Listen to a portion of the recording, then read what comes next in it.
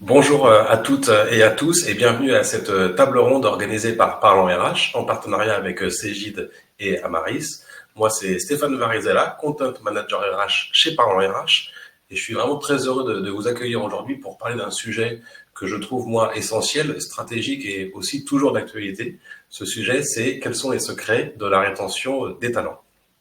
Alors, pour en parler, j'ai l'honneur de recevoir deux expertes qui vont vous partager leurs expériences. Euh, Au plus loin de moi, nous avons Myriam Etier, Product Marketing Manager chez Cégide. Bonjour Myriam. Bonjour Stéphane. Et à côté de moi, Émilie Sidney, vous êtes Practice Lead Cégide HR chez Amaris. Bonjour Émilie. Tout à fait, bonjour Stéphane. Merci à toutes les deux d'être présentes aujourd'hui. Et puis, bien sûr, merci à vous qui nous regardez en direct d'être présents. Nous allons passer ensemble une heure d'échange interactif. Durant cette session, Myriam et Émilie vont nous partager leurs expériences, leurs visions et aussi leurs bonnes pratiques sur cet enjeu stratégique qu'est la rétention des talents. Comment ça va se passer? Eh bien, autour de trois axes. Nous allons d'abord parler des problématiques actuelles. Nous aborderons ensuite les leviers d'action et puis nous terminerons avec les solutions concrètes, les outils RH pour en fait faire de ce sujet qu'est la rétention des talents un sujet stratégique dans l'entreprise. L'objectif pour vous, il est clair, repartir de cette table ronde avec des bonnes idées et surtout des bonnes pratiques à mettre en place dès maintenant pour transformer la rétention des talents en un avantage précieux pour vos équipes et aussi pour votre entreprise.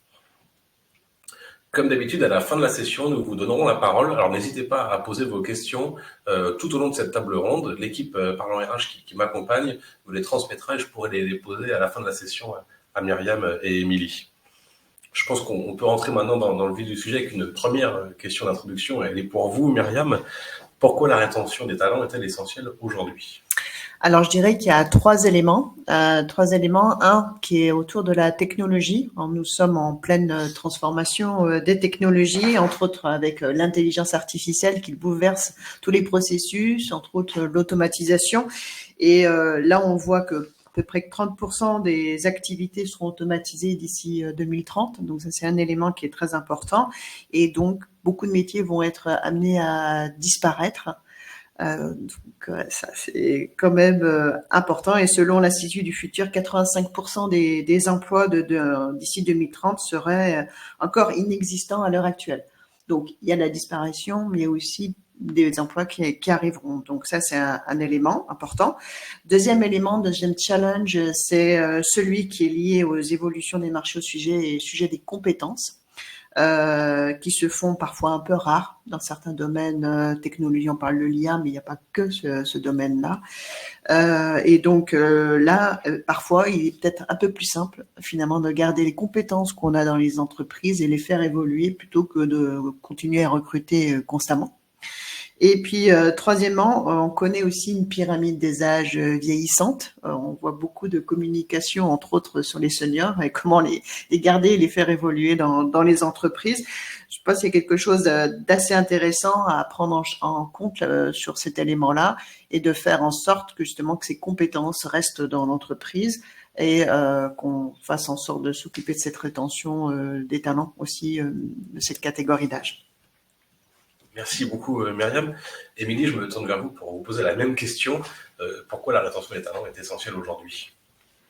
Alors, la rétention des talents est essentielle et pas uniquement aujourd'hui, mais elle le reste effectivement. Il y a quelques années, on a énormément entendu parler, notamment avec l'après-Covid, de la grande démission et de l'incapacité pour beaucoup d'entreprises de retenir en fait leurs talents.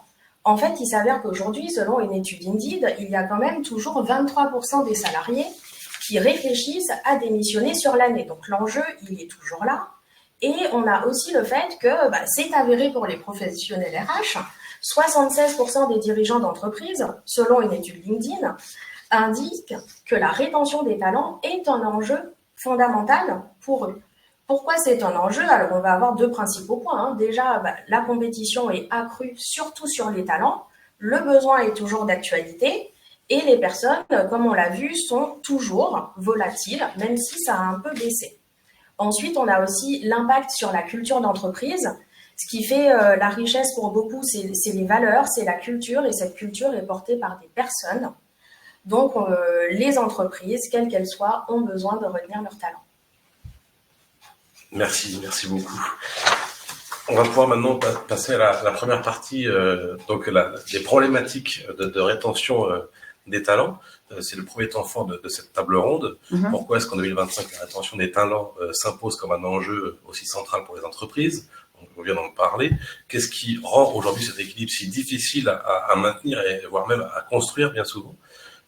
En fait, entre transformation profonde et signaux parfois inquiétants sur le terrain, les organisations sont confrontées, on le sait, à de nouveaux défis qu'il est urgent de comprendre pour mieux agir. J'ai une première question pour vous, Myriam, sur cette rétention des talents. Quel est le rôle de l'incertitude économique? La certitude économique et tout ce qui est volatilité économique a vraiment un impact très important sur ces éléments-là, en particulier puisque ça a une influence sur la performance financière des entreprises. Et dans cette situation-là, en fait, les collaborateurs sont préoccupés par leur sécurité d'emploi et ça augmente clairement le désir de quitter les entreprises pour trouver un peu plus de sécurité ailleurs. Il y a un deuxième élément aussi, c'est que cette volatilité de marché a un impact sur le stress et le moral des employés. Et en particulier, il y a certains secteurs qui peuvent être un peu plus affectés sur ces domaines-là. Et il y a une étude Mental Health qui montre que justement 70% des employés déclarent que la volatilité économique augmente clairement le niveau de stress au travail. Et puis le troisième élément, c'est que quand il y a une opportunité de croissance qui est assez faible, eh bien souvent les entreprises limitent les évolutions dans les entreprises, limitent les salaires et donc ça donne assez peu de perspectives finalement aux collaborateurs. Donc ça, toutes ces incertitudes économiques, justement, ont une grosse influence et un gros impact. Merci beaucoup, Myriam, pour cette vision d'ensemble. Je me tourne vers vous, Émilie, parce que j'aimerais comprendre en fait aujourd'hui ce qui pousse les entreprises à améliorer la rétention des talents. Alors, excellente question. Les facteurs sont généralement multiples. Après, ce qu'on peut constater le plus souvent quand on intervient, c'est un événement particulier. Et quand on parle d'un événement particulier, on peut parler d'un pic de turnover, par exemple, qui fait qu'on a des problématiques pour réussir à répondre à la demande, qu'on soit sur du service ou plutôt sur des produits, ce qui va faire en fait que le besoin va remonter directement des opérationnels. L'enjeu sera business, donc les ressources humaines sont sollicitées pour soutenir en fait les activités commerciales et économiques de l'entreprise. On peut également avoir un deuxième point qui arrive aussi assez régulièrement dans la vie d'une entreprise, ce sont les restructurations. Comme on le sait, c'est toujours un peu compliqué, c'est des changements assez profonds qui peuvent faire qu'on a des pics de départ en fait. Et l'objectif est bien sûr d'endiguer ces départs et de réussir à rebondir avec résilience. Même principe, les premiers concernés sont toujours les opérationnels qui font remonter le besoin. Merci beaucoup, mais j'imagine, comme d'habitude, qu'il y a aussi une obligation à se conformer à la loi. Alors, bien entendu, dans l'environnement français, avec les relations avec les instances représentatives du personnel, les entreprises, à partir d'une certaine taille, sont contraintes d'avoir des accords dits GPEC ou GEPP. Donc, il peut arriver, dans certains cas, si toutefois les signaux ont été faibles au niveau des opérationnels ou alors qu'aucune problématique n'a été constatée, comme les deux principales que je vous ai évoquées, qu'en fait, ce soit directement les IRP qui initient la démarche et qui se montrent extrêmement regardantes, challengeantes même envers la direction et les ressources humaines, de façon à avoir des plans d'action et des engagements forts qui sont pris par les directions des ressources humaines à ce sujet. Merci à toutes les deux pour ces éclairages. Ce qu'on comprend là à travers ces premiers échanges, c'est que finalement, les problématiques de rétention des talents sont à la fois structurelles et conjoncturelles. Elles touchent les organisations en profondeur, elles impactent également le quotidien des équipes, et puis elles peuvent fragiliser en réalité tout l'équilibre interne. La question maintenant qu'on va se poser dans cette deuxième partie, c'est qu'est-ce qu'on peut faire concrètement? quel levier activer pour inverser la tendance ou au moins limiter les effets. Dans cette deuxième partie, donc, on va s'intéresser aux réponses possibles à ces enjeux, d'abord en comprenant mieux les conséquences très réelles et parfois malheureusement sous-estimées du départ d'un talent. Et puis ensuite, on va explorer les pistes d'action pour anticiper, retenir et construire des stratégies durables. La première question, elle est pour vous, Myriam. Quels sont les impacts concrets du départ d'un talent sur l'organisation, mais aussi sur les équipes? Alors, premièrement, c'est vraiment la perte de connaissances, de compétences, parce qu'en fait, souvent, les talents les plus performants, c'est ceux qui possèdent justement souvent les connaissances, et avec des connaissances aussi, des compétences qui sont très spécifiques et difficiles à remplacer. Donc ça peut vraiment avoir un vrai impact, le premier impact sur le savoir-faire de l'entreprise. Le deuxième élément, c'est l'augmentation du turnover, tel qu'Émilie l'a dit. Et donc là, pour le coup, c'est plutôt d'avoir un peu ce qu'on appelle l'effet domino. Quand on commence à avoir du turnover, les collaborateurs partent les uns à la suite des autres. Parfois, c'est même les meilleurs qui partent en premier. Et ça donne un peu envie aussi aux autres de voir ce qui se passe ailleurs. Et cet effet-là de turnover a un impact, un troisième impact qui est c'est un peu un domino, démotivation des équipes, de collègues qui est apprécié, qui est performant, qui s'en va, et qui affecte clairement, tout ça affecte clairement l'engagement des collaborateurs, voire la productivité. Et bon, voilà, c'est autant que possible, il faut éviter ces impacts qui se suivent. On comprend bien justement qu'il y ait des impacts pour l'entreprise à l'interne, mais est-ce que cela impacte également la relation client? Oui, clairement. Ça, c'est mesuré parfois sur les NPS ou même sur la marque employeur. Ça se voit clairement. Ça a un impact sur la relation client, sur la qualité de la relation client, sur les réponses que les collaborateurs peuvent faire à leurs clients. Et typiquement, ça peut se montrer justement si les collaborateurs quittent l'entreprise.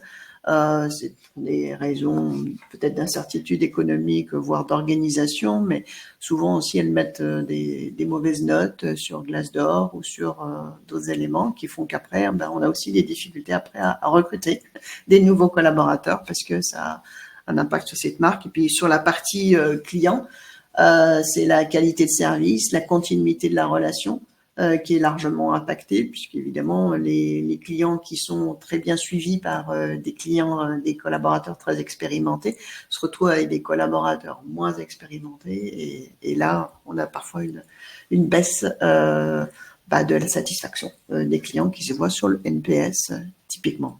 Voilà, donc ça c'est des impacts qui sont mesurables et qui peuvent au final impacter clairement le chiffre d'affaires de l'entreprise. Ok, ben c'est très clair, merci beaucoup Myriam. J'aimerais qu'on prenne un petit peu de hauteur sur la question avec vous, Émilie, en parlant des coûts visibles et aussi des coûts invisibles. Quels sont-ils pour l'entreprise dans le cas de départ d'un talent? Ok. Alors, en fait, Myriam a très bien indiqué les principaux points. Effectivement, on a les coûts de recrutement et de formation en fait d'une nouvelle recrue. Donc ça, c'est la partie la plus visible. En général, bon, bien entendu, selon le niveau sur lequel est positionné le poste, etc., on estime en fait que le coût peut varier entre 30 000 et 150 000 euros quand même pour remplacer un talent. Alors, ça inclut les coûts directs de recrutement, potentiellement les cabinets, les recherches, mais aussi le temps de monter en compétence des collaborateurs. Par exemple, on estime généralement sur les fonctions commerciales que l'investissement sera rentabilisé entre 3 et 6 mois après l'arrivée du collaborateur. Donc, c'est quand même un manque à gagner certain, très clairement quantifiable, et qui impacte directement les résultats de l'entreprise. De façon un peu plus diffuse, et ce qu'il est un peu plus difficile à quantifier, c'est la désorganisation que ça implique au niveau des équipes.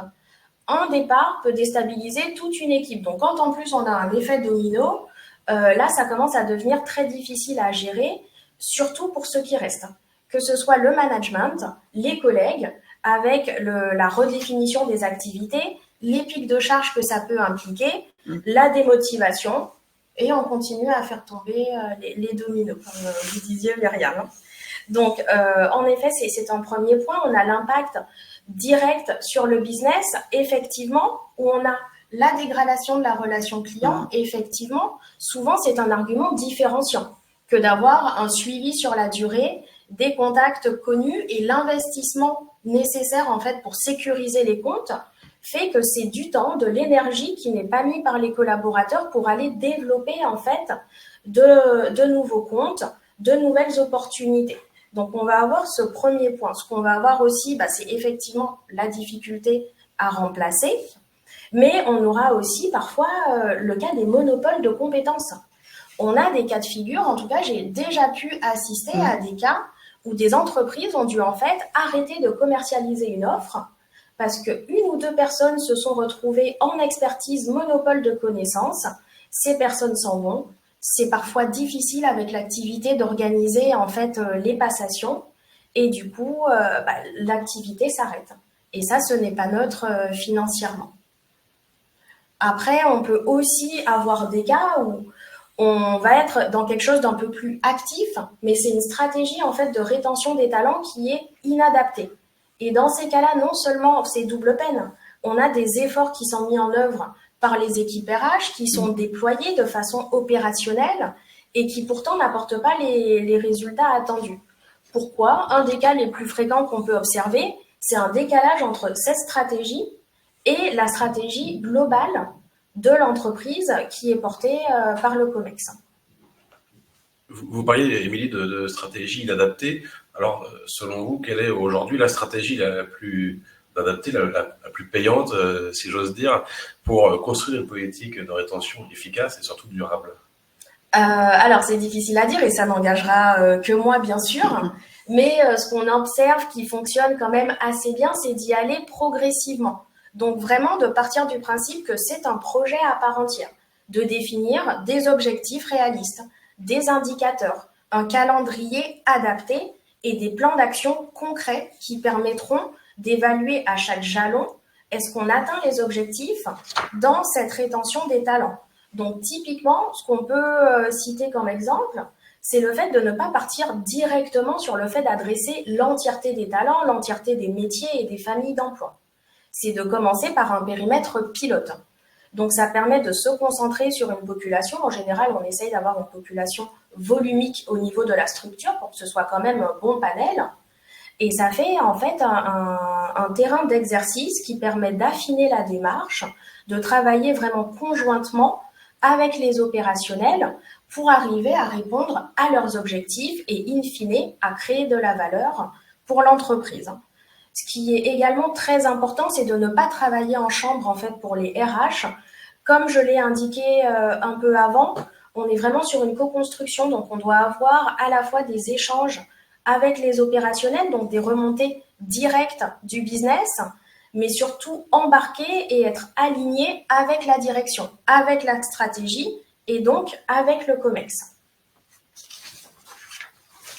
Merci beaucoup, Émilie. On a identifié, c'est vrai, les problématiques. On a vu ensemble ce qui pouvait constituer une stratégie payante. On va maintenant parler des outils à disposition des professionnels, des RH. C'est ce qu'on va faire dans cette troisième partie et en se penchant sur les solutions opérationnelles, on va d'abord faire un focus particulier sur les compétences, sur leur pilotage, et puis ensuite on parlera aussi des autres outils digitaux à disposition des professionnels des RH pour mieux comprendre, accompagner et surtout engager les collaborateurs dans la durée. Émilie, comment faire de la gestion des compétences, et je pense notamment à la mise en place d'un référentiel clair, comment faire de la gestion des compétences un pilier central d'une politique de rétention efficace? Alors, vous l'avez bien compris, la pierre angulaire en fait pour la rétention des talents, ce sont les compétences, leur identification, leur évaluation. Ça nécessite d'avoir une vision claire, de parvenir à prendre du recul et de façon, comme on l'a vu, par étapes, de commencer par identifier et référencer les emplois À ces emplois, on va ajouter des compétences. À ces compétences, on va ajouter des attendus qui seront différents par emploi. Et de là, on sera en capacité de vraiment arriver au niveau individuel. C'est-à-dire pour un emploi donné, avoir en fait des compétences attendues et ensuite y mettre à côté des compétences constatées. Ce qui nous permettra là d'identifier un potentiel delta. Et de ce delta, identifier par la suite des plans d'action correctifs, des plans d'action préventifs également, et puis après aller encore un pas plus loin, partir sur une politique de talent management, c'est-à-dire de gestion des talents, d'identification des talents et des potentiels. Ce dont il faut avoir aussi conscience, c'est que ça implique de traiter quand même un énorme volume de données. Donc déjà d'entrée de jeu pour l'initialisation, et surtout il faut le faire vivre, ce référentiel de compétences. Vous avez évoqué, Myriam, notamment l'évolution rapide des emplois, on a parlé des restructurations, c'est un travail sur la durée. Une fois le référentiel des compétences implémenté, ce qu'il est nécessaire, c'est de continuer à le faire vivre, de l'alimenter et d'être en veille aussi sur l'évolution des métiers et des attentes. Merci beaucoup, Émilie. Myriam, quelles sont aujourd'hui les stratégies pour minimiser les risques, notamment en matière de compétences, parce que c'est le sujet qu'on est en train d'évoquer? Alors tout d'abord, en fait, je pense que c'est de développer justement ce référentiel de compétences. Mais au-delà de ça, c'est de développer aussi les compétences parce que finalement, avec notre solution qui est CJDHR Talent Management, puisque finalement, il n'y a que 15% des entreprises qui font des vrais plans stratégiques de développement de compétences. Et donc, ça veut dire qu'il y a une marge de manœuvre, une évolution qui est quand même très importante. Et pour faire cette planification stratégique, il y a plusieurs éléments à prendre en compte. Alors, il faut déjà, faire en sorte de mettre en place des formations continues.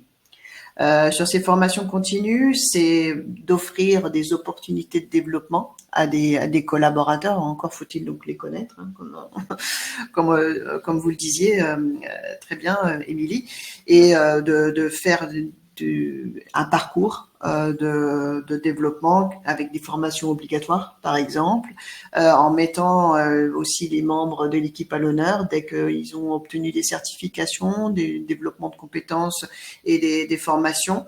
Et ça aussi faire en sorte que les talents peut-être les plus anciens dans l'entreprise aient aussi du transfert de compétences aux plus jeunes et qu'il y ait cet accompagnement collaboratif. Donc ça, c'est le premier élément, la formation. Ensuite, c'est de réfléchir à des plans de carrière personnalisés. Chaque collaborateur est différent, comme on le disait. Chaque collaborateur attend une trajectoire de carrière qui soit complètement différente et complètement adaptée et alignée à la fois à leurs aspirations, leurs propres aspirations, mais aussi aux objectifs de l'entreprise. Donc, il faut vraiment faire quelque chose de très personnalisé selon les rôles, selon les plans de développement des compétences et puis et des employés, et puis de planifier des jalons progressifs avec des trajectoires concrètes et des plans de formation sur un niveau individuel, mais aussi au niveau de l'équipe, puisque c'est souvent ces éléments-là. Et puis aussi dans ces programmes de formation, dans ce plan de carrière personnalisé, inclure aussi tout ce qui va être requalification des employés, puisqu'en fait, on sait très bien que la technologie aujourd'hui a quand même une influence sur beaucoup de métiers, entre autres tout ce qui est GenAI. Il faut accompagner ses collaborateurs à avoir la compétence sur ces éléments-là et à leur offrir aussi un plan de carrière personnalisé. Et donc en leur fournissant justement à la fois ce plan de formation personnalisé, mais aussi les certifications associées. Troisième élément, c'est ce qu'on appelle la talent review, people review, cartographie des talents. Et là, le principe, c'est de connaître de manière très approfondie l'ensemble des collaborateurs et de les faire évoluer à des postes clés. Mais encore faut-il, je dirais, connaître leurs compétences, leurs aspirations, leurs performances et de savoir où ils se situent par rapport aux autres collaborateurs et savoir aussi lesquels sont censés partir ou ont évoqué peut-être quelques risques qui partent, ceux qui doivent être remplacés parce que tout simplement ils partent aussi à la retraite et puis ceux qui veulent vraiment évoluer. Et là, c'est beaucoup de données qu'on doit classifier, qu'on doit cartographier. Et pour ça, dans notre solution CGD Chart Talent Management, on a 9 cases qui s'appelle la 9 box qui nous permet justement de positionner les talents en fonction de leurs aspirations et comment on doit quelque part les faire évoluer dans leur carrière. Et puis faire avoir aussi, je pense dans cette 9 box, qui est intéressant, c'est d'avoir une matrice de leadership. Alors, on sait que l'évolution des compétences et des carrières est liée aussi à certains profils qui sortent un peu du lot. Et ces leaders, les leaders d'aujourd'hui et de demain, ont un double rôle. C'est un rôle de coaching aussi des autres collaborateurs et un rôle de transfert de compétences et puis d'identifier que si les leaders, on les a identifiés en tant que potentiels, qu'ils n'aient pas un risque de départ parce que c'est peut-être ceux-là qu'il faut avant tout garder en premier. Et puis donc après il y a les aspects de compétences, ce qu'on appelle nos skills que vous avez très bien décrit, Émilie. Et là, ce référentiel de compétences dont on parlait, qui fait, je dirais, qui est basé sur beaucoup de données, et toujours été un très gros casse-tête pour les DRH, puisque très difficile à maintenir, très difficile à faire évoluer avec justement toutes les évolutions technologiques qui peuvent y arriver, à la stratégie d'entreprise, fusion, acquisition et tout ça. Et donc, il est extrêmement important d'avoir un module de gestion de compétences dans sa suite HR pour faire ça et d'avoir un cadre structuré pour gérer le développement des talents, anticiper les besoins des compétences futures et puis d'avoir un référentiel qui évolue de lui-même.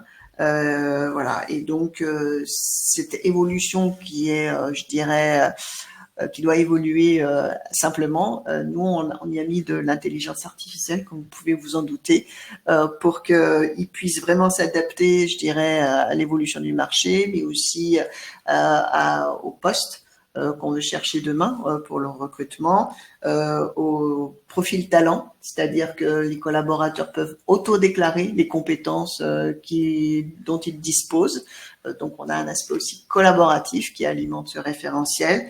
Et puis, les formations dont on a parlé juste avant, qui font aussi, qui structurent ce référentiel de compétences. Donc, tout ça est un ensemble, une cohérence complète sur le suivi des talents et sur le suivi des compétences et sur ce référentiel de compétences qui évolue de manière naturelle et aidé un petit peu par l'intelligence artificielle. Merci beaucoup, Myriam. C'est très clair sur ce sujet des compétences, très clair et surtout très complet. J'imagine quand même qu'il y a d'autres domaines qui permettent d'améliorer la rétention des talents. Je pense comme ça à l'engagement des collaborateurs. Je pense aussi à l'environnement de travail, pardon. Est-ce que ces facettes-là ont également leurs outils dédiés? Oui, tout à fait. Ce qu'on appelle chez nous, c'est CJD Chart Voice of the Employee, qui est un des éléments de notre suite de talent management. Ce module-là est là pour identifier les signaux faibles des engagements, mais aussi de bien-être des collaborateurs pour identifier éventuellement soit des problèmes de leadership qui peuvent être liés à une équipe où les collaborateurs sont malheureusement pas trop contents de leur manager et là il faut vite agir. Mais au-delà de ça, d'identifier aussi les feedbacks, d'avoir des feedbacks des collaborateurs du terrain pour réagir rapidement et faire un plan d'action. Et faire en sorte aussi de créer un environnement positif voilà, de travailler sur la culture d'entreprise, d'inclusivité collaborative, d'équilibre vie professionnelle, vie personnelle. Tout ça sont des éléments aussi qui sont assez majeurs finalement aussi dans la rétention des collaborateurs. En particulier, alors je ne vais pas te parler que des Gen Z, mais recherche aussi autre chose que d'avoir juste une carrière professionnelle qu'on pourrait leur dessiner avec notre outil. Cherche aussi d'avoir le bien-être au sein de l'entreprise avec les autres collaborateurs et dans la durée. Merci beaucoup, Myriam. Merci à toutes les deux. Avant de passer aux questions de notre audience, j'ai une dernière question pour vous qui fera office de première conclusion. Quel est, selon vous, Myriam, l'avenir de la rétention des talents? L'avenir de la rétention des talents, en somme, c'est l'IA a vraiment le potentiel de transformer la rétention des talents en permettant donc une approche plus proactive, personnalisée, comme on le disait, et basée sur les données. Je pense que ces éléments-là sont fondamentaux oui, pour les données, de bien les exploiter pour justement qu'elles aient un impact sur cette rétention. Mais il faut juste avoir un bon équilibre. C'est pour ça que je disais, on est aidé par l'IA, mais il faut avoir un bon équilibre quand même entre tous ces outils d'IA et l'humain, qu'il faut le laisser au centre de cette gestion des talents quand même, et d'avoir toujours ces relations authentiques qui existent avec cette culture d'entreprise positive et d'engagement dans la durée, puisque la technologie ne pourra pas remplacer les relations humaines. Merci. Et la rétention au final, parce que si vous voulez, quand même, les collaborateurs restent dans l'entreprise aussi parce qu'ils aiment bien leurs collègues et leurs équipes. C'est pas parce qu'ils ont de l'IA. Merci beaucoup Myriam. Pas de surprise, Émilie, je vais vous poser la même question. Quel est selon vous l'avenir de la rétention des talents? Alors, l'avenir de la rétention des talents devra en effet, en accord tout à fait avec Myriam, intégrer la notion d'IA, qui est vraiment un game changer au niveau des emplois, surtout les emplois du tertiaire. En fait, on commence déjà à le voir et comme le montrent pas mal d'études et à mon sens, ça ne cessera de s'accroître sur les prochaines années où vraiment les postes seront transformés. Certains vont en fait vraiment être en déclin et devoir rebondir, se transformer au niveau des compétences. Ça va vraiment se modifier et impacter car ce sera de nouvelles façons de travailler qu'on commence à voir se dessiner mais qui ne sont pas encore finalisées. Donc depuis toujours, les métiers ont été en évolution quasi constante. Mais avec l'IA, on a vraiment vu une accélération. Et les RH doivent se saisir de ce sujet.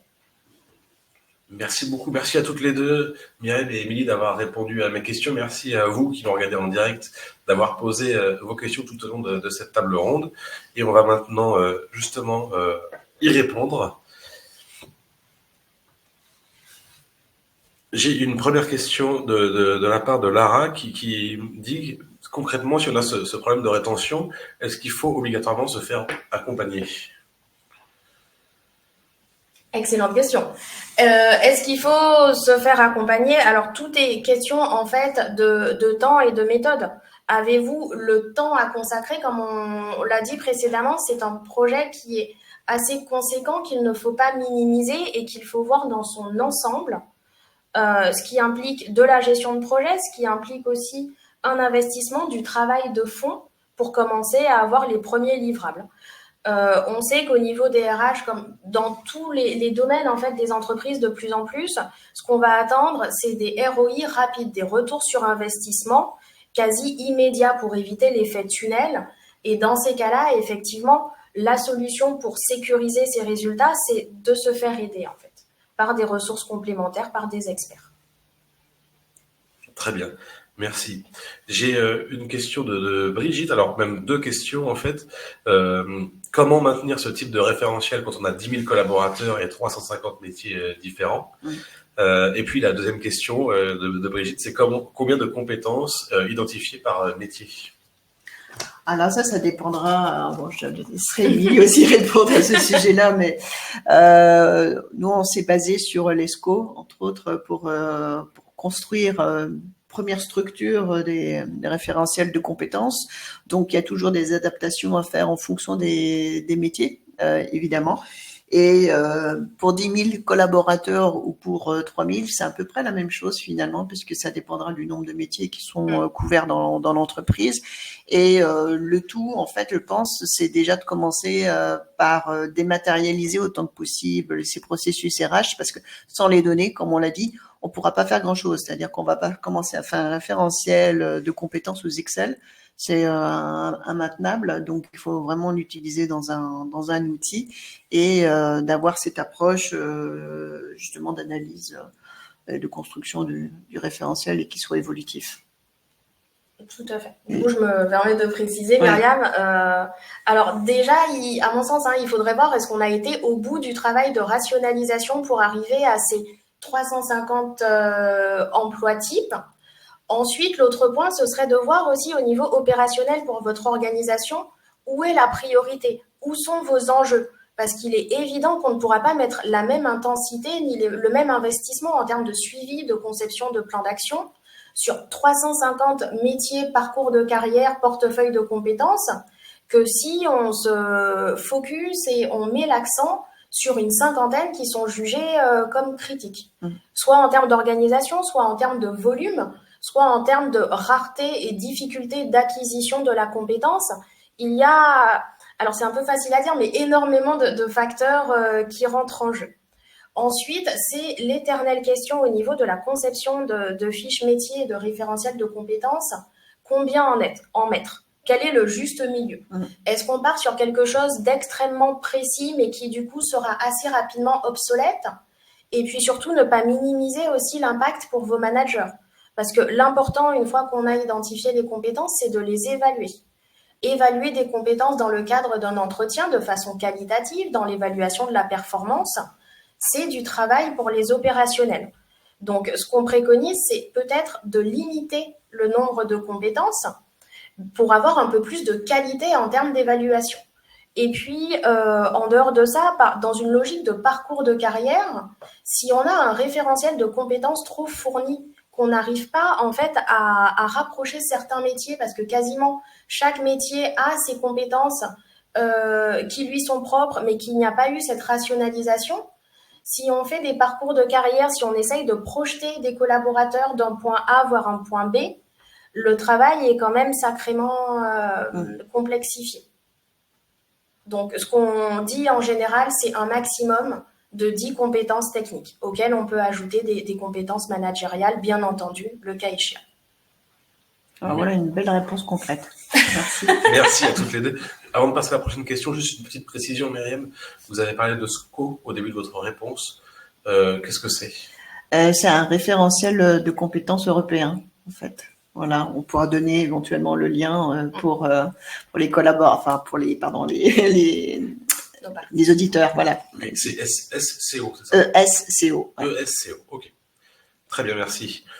Alors, on va prendre une nouvelle question, une question de Clémence qui nous dit, qui nous demande quelles sont les solutions concrètes avec l'IA aujourd'hui. Et solutions concrètes avec l'IA par rapport à quoi? Par rapport à... Bon, c'est pas grave. C'est la problématique de rétention des talents. D'accord. En fait, l'IA, par rapport à notre référentiel de talent, de compétences, va aller chercher, en fait, va mettre à jour automatiquement les éléments qui constituent cette compétence à partir, par exemple, des postes, à partir des déclarations, des autodéclarations qui sont faites par les collaborateurs et va faire en sorte justement d'avoir toujours un référentiel qui soit à jour. Et donc, c'est une validation humaine au final qui permet de valider ce référentiel final. Voilà, donc c'est vraiment une aide pour suggérer les compétences d'aujourd'hui et de demain, et aussi de proposer de la prédictibilité, c'est-à-dire savoir quelles sont les compétences dont on a besoin aujourd'hui et qu'on n'a pas à disposition dans notre entreprise.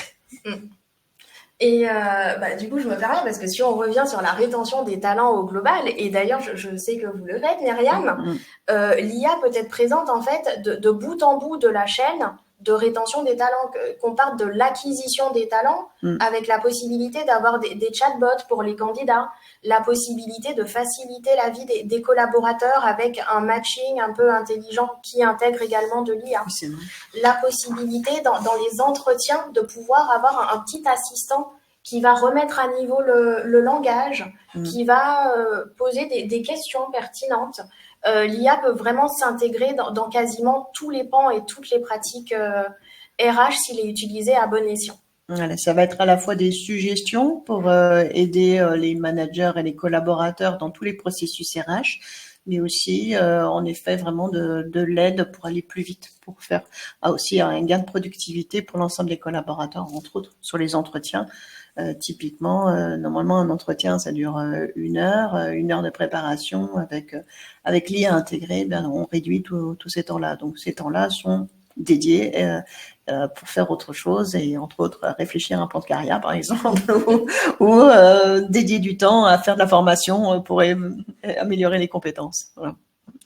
Et puis l'IA aussi, on va le retrouver dans les sujets des compétences, dans les sujets des formations. Puisque comme on le disait au début, elle est partout, elle s'est immiscée partout cette IA, et donc l'ensemble des collaborateurs doivent être formés, doivent suivre des parcours de formation. Et là aussi, chez CGI, on a du contenu dédié à l'acculturation de l'IA, comment l'appliquer dans son métier et l'intégrer dans son quotidien. Merci beaucoup. On reste sur le sujet des compétences avec une nouvelle question de Lara qui nous dit que son entreprise a déjà un référentiel de compétences et elle se demande ce que l'outil va concrètement lui apporter de plus. Qu'est-ce que ça va apporter C'est une bonne question. Qu'est-ce que ça va... Vas-y. Alors, l'impact, il est immédiat, effectivement, et félicitations, votre entreprise a fait le premier pas, en fait, Lara, qui est de comprendre l'intérêt de la démarche et d'initier ce travail. Après, comme on l'a dit, c'est un travail de fond, c'est un travail aussi qu'il faut actualiser, et ça nécessite, en fait, de manipuler une quantité assez conséquente de données pour arriver à obtenir les éléments souhaités, à savoir très concrètement les KPIs, un état des lieux assez précis et réussir à en faire des moyens et des leviers de prise de décision. Donc là-dessus, un outil peut aider. L'outil en lui-même est rarement le premier besoin. En fait, comme dans tous les domaines, un outil vient soutenir un process. Donc, si vous avez un process, pour le renforcer, pour le faire vivre et surtout en tirer le meilleur parti, un outil est en général nécessaire. Merci. On a une autre question de Joël. C'est d'abord une réflexion que je trouve assez intéressante puisqu'il nous dit que l'enjeu de la rétention des talents est une approche globale et stratégique de l'expérience collaborateur et pas seulement une approche par les compétences. Alors justement, quels sont les leviers clés de cette expérience à mettre en place? Quels sont les points d'amélioration prioritaires sur ce point-là? Sur l'expérience collaborateur, en fait, ça commence dès le départ, dès le recrutement. Puisqu'en fait, je parlais de marque employeur tout à l'heure, ça commence par là, c'est-à-dire que le collaborateur, s'il a envie de rentrer dans votre entreprise, c'est qu'il a été attiré par la marque employeur et que ça lui donne confiance et qu'il y a eu des bonnes notes et qu'il n'y a pas eu trop de turnover. Et donc, l'expérience commence ici avec l'expérience de candidature et l'expérience aussi du recruteur. Et après, dès qu'il est rentré dans l'entreprise, l'expérience collaborateur doit continuer d'être alimentée dans, je dirais, l'évaluation de sa performance. On parlait des entretiens, mais aussi son onboarding, tel qu'il sera intégré dans l'entreprise et qui suivra les formations, et aussi savoir sa satisfaction, son bien-être.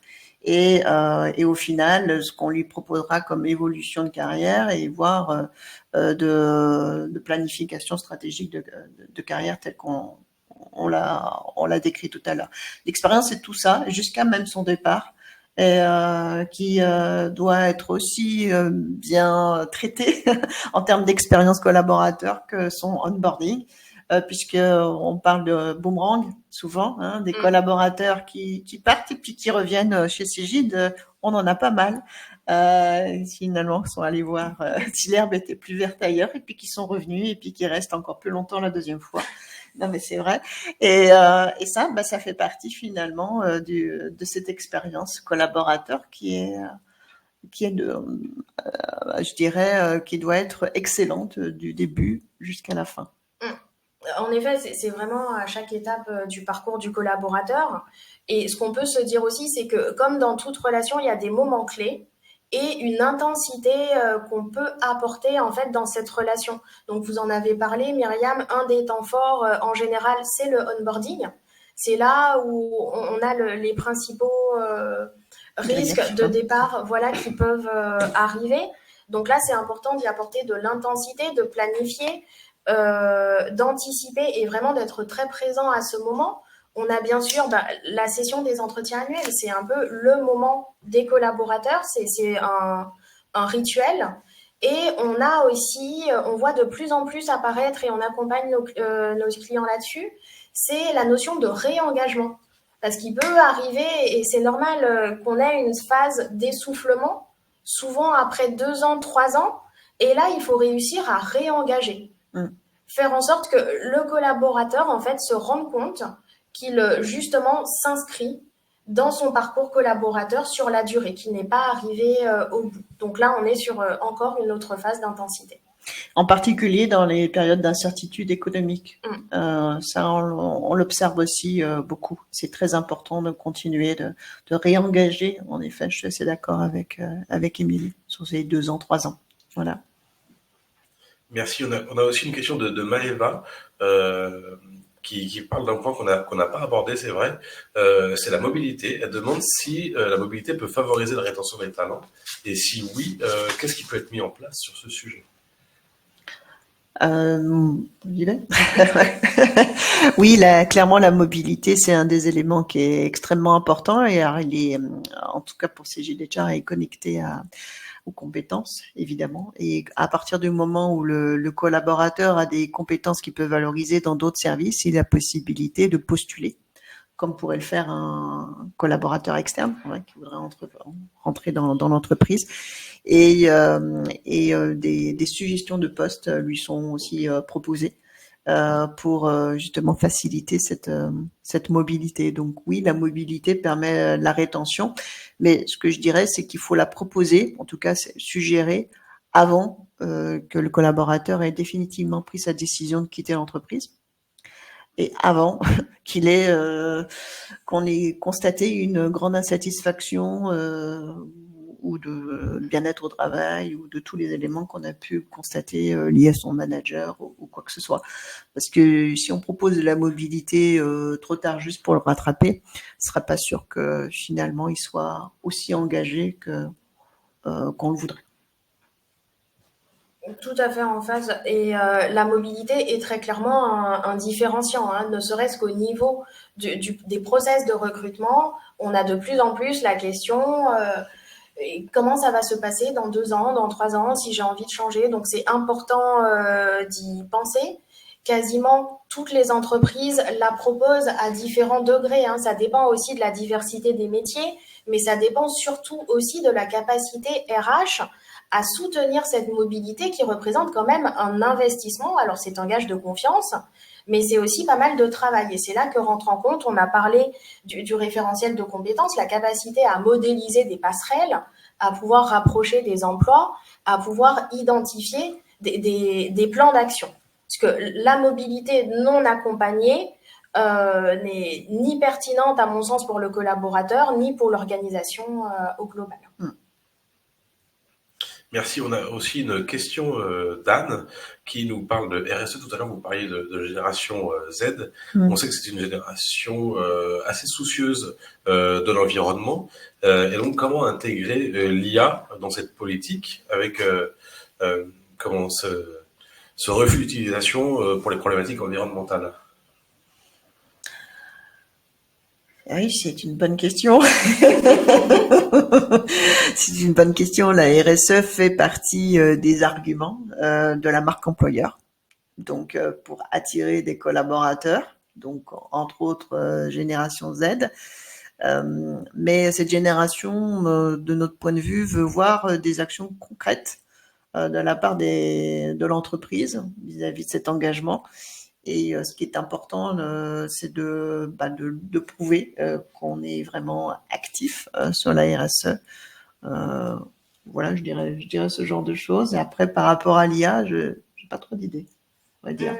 Excellente question. C'est vrai que Ouais. la RSE, c'est un vaste sujet et qui prend de plus en plus de place, que ce soit effectivement au niveau de l'engagement des collaborateurs, de la capacité d'attraction de l'entreprise, mais même les indicateurs extra-financiers. Donc maintenant, la RSE, elle est un peu partout. Par contre, point intéressant pour les RH et la rétention des talents, c'est que c'est aussi une opportunité d'allier l'utile à l'agréable avec notamment le mécénat de compétences, qui est fait de plus en plus dans les entreprises, qui permet de lier en fait une attente des collaborateurs assez forte et assez liée en fait à la sphère personnelle, à la sphère professionnelle, et la capacité d'acquérir de nouvelles compétences, d'élargir son portefeuille de compétences avec la dimension RSE. Au niveau spécifiquement de l'IA, alors c'est un vaste débat. Après, il faut savoir que ça concerne plus globalement que l'IA tout le secteur en fait informatique, et qu'énormément d'engagements sont pris au niveau des éditeurs, au niveau des hébergeurs, pour rassurer et rationaliser en fait cette consommation énergétique. Oui. Ces éléments-là, en effet, sont importants. Chez Cegid, par exemple, la RSE est développée, entre autres, par rapport aux consommations énergétiques, parce qu'on est un gros fournisseur cloud.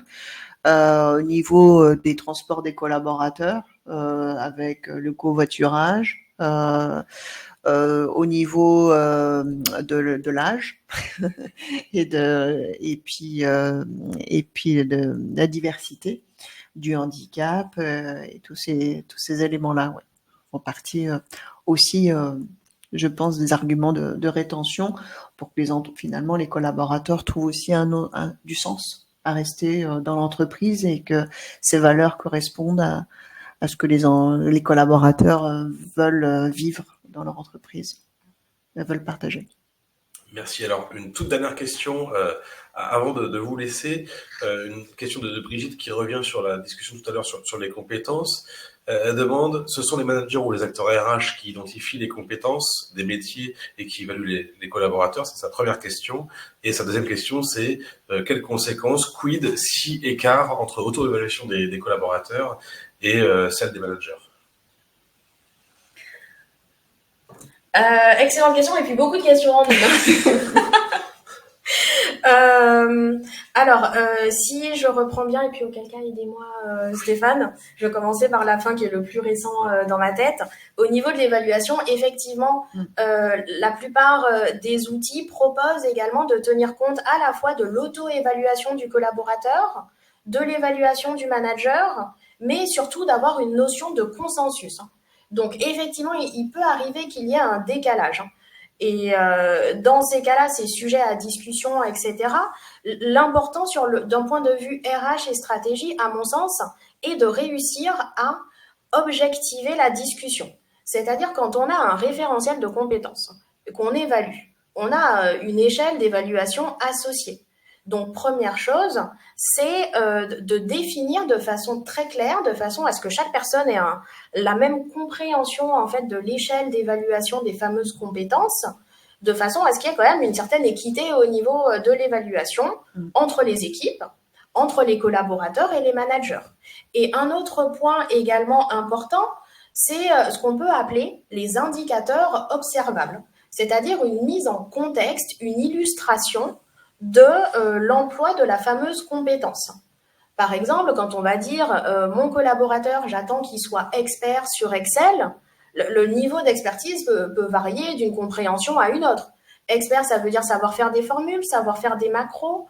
Et ça, c'est au RH, il vous appartient en fait de définir les règles du jeu afin que tout le monde s'y retrouve. Ouais, je dirais aussi quand il y a un désaccord aussi entre le manager et le collaborateur et sur cette évaluation de compétences, il y a aussi un élément qui est très important, je trouve, c'est les certifications. Quelque part, une certification ne me remet pas en cause, je dirais, une évaluation subjective ou objective. Et puis ça, c'est la première chose. Et puis après, les feedbacks. C'est aussi super intéressant de demander des feedbacks à ses pairs, à d'autres collaborateurs, pour avoir cette évaluation par un tiers, qui n'est pas le manager ou le collègue direct de la personne. Et ça permet d'objectiver, hein, de faire cet arbitrage de manière claire avec des éléments factuels. Eh bien, merci beaucoup. Merci Émilie, merci Mariam d'avoir répondu à mes questions et à celles aux nombreuses questions de l'audience. C'est un sujet qui intéresse. Oui, j'allais dire sur ce sujet justement stratégique et on le sent bien d'actualité comme on le disait en introduction. Myriam, je le rappelle, vous êtes Product Marketing Manager chez Cegid et vous, Émilie, vous êtes Practice Lead Cegid HR chez Amaris. Je l'ai mieux dit que la première fois. Vos analyses, vos retours d'expérience concrets et aussi vos conseils pratiques nous ont permis de mieux comprendre les leviers de la fidélisation, à la fois des problématiques de terrain jusqu'aux solutions opérationnelles, en passant par les enjeux de compétences et puis d'outillage RH. Vous nous avez montré pendant cette heure qu'au-delà de la tendance, des tendances même, la rétention repose avant tout sur une stratégie construite, partagée et je dirais incarnée. C'est un vrai facteur aujourd'hui de performance et d'engagement durable pour l'entreprise. Je remercie également l'équipe Leadgen de Parlons RH et notamment Ferhat Dandoun pour la mise en place technique de cette table ronde et Mathilde Layol pour la modération des questions pendant cette table ronde. Et puis, merci à vous, encore une fois, de nous avoir suivis et d'avoir participé par vos questions à cette table ronde. Il ne me reste plus qu'à vous dire à bientôt pour de nouveaux échanges autour d'enjeux passionnants qui façonnent le monde des RH. Bonne journée et à très bientôt. Bonne journée. Bonne journée, au revoir. Au revoir.